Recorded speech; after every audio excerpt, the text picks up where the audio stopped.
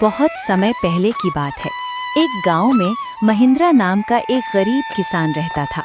उसका बहुत छोटा सा परिवार था। उसके परिवार में एकमात्र उसकी बेटी थी जिसका नाम रानी था।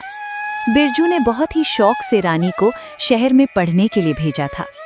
बिरजू की बेटी रानी बहुत ही गुणवान और होशियार थी। उसी गांव में ठाकुर प्रताप सिंह नाम का एक लालची और बेईमान जमींदार रहता था। वो अपनी जमीन गरीब किसानों को ठेके पर देता था और उस जमीन के बदले वो गरीब किसान से बहुत ज्यादा कर वसूलता था। जमींदार ठाकुर सिंह बहुत ही ज्यादा लालची था। वो गरीब किसानों को बहला फुसलाकर पहले तो अपनी जमीन ठेके पर देता और बाद में किसानों से ही शर्त रख देता था।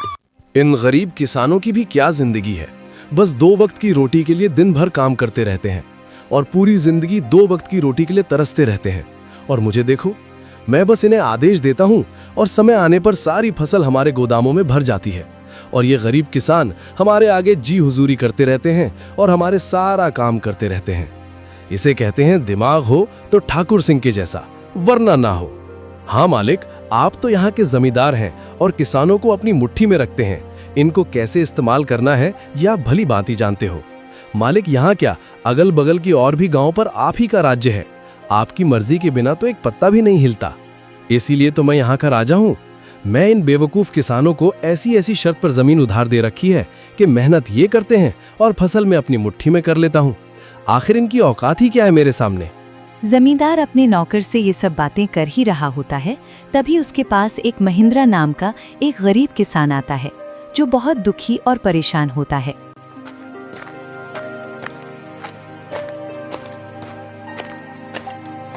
मालिक, मैंने सुना है कि आप किसानों को जमीन ठेके पर देते हो। अरे हाँ भाई, तुमने बिल्कुल ठीक सुना है। मैं अपनी जमीन किसानों को ठेके पर देता हूँ। मालिक, आप मुझे भी अपनी जमीन ठेके पर दे दीजिए। मैं भी आपकी जमीन पर 1 साल के लिए ठेके पर काम करना चाहता हूँ। मेरा नाम महेंद्र है और मैं पास के ही गांव रामपुर में रहता हूँ।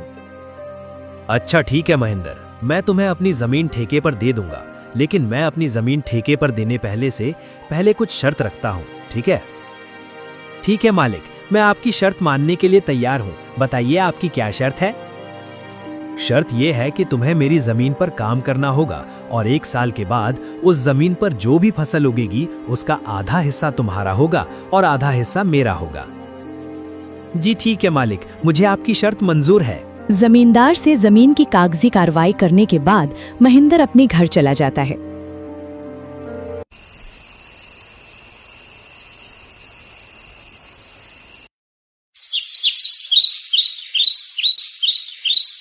और अगले दिन खेती करने के लिए उस खेत में पहुंच जाता है। चलो, अब जमींदार साहब से जमीन तो ले ली है, अब इसमें खेती करना शुरू कर देता हूँ।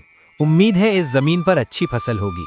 मुझे इस जमीन पर बहुत मेहनत करनी होगी, तभी मेरे लिए कुछ बच पाएगा। महिंद्र उस खेत पर दिन रात मेहनत करके फसल उगाता है।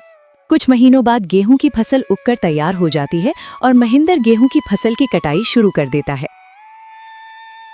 महिंद्र के उगाए हुए फसलों की खबर जमींदार ठाकुर